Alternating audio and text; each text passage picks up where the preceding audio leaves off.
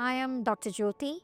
I am practicing in Kenya as a consultant ophthalmologist with Dr. Agarwal's Eye Hospital. I have done almost more than 2,700 cornea transplants.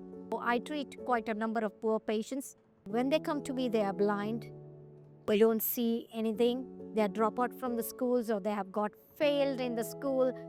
There was a patient who had come from Congo, one small girl who was 6 years old, had keratoconus both eyes. When she came, she couldn't see anything. They didn't know what to do. They had come all the way from Congo, no money in their hand. So I decided that, okay, one after the other, I'll operate. I'll try to convince my friends, some good Samaritans who gave me money.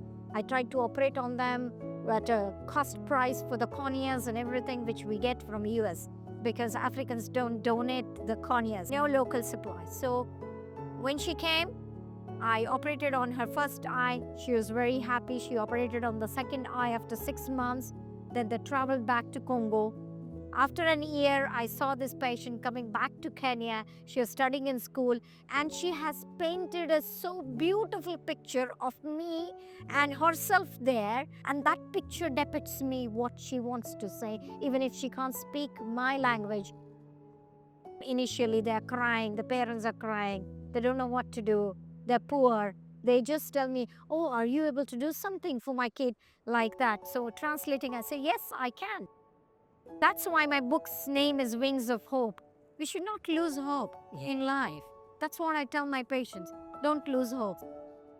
I will keep on giving the sight to people as long as my hands continue to work.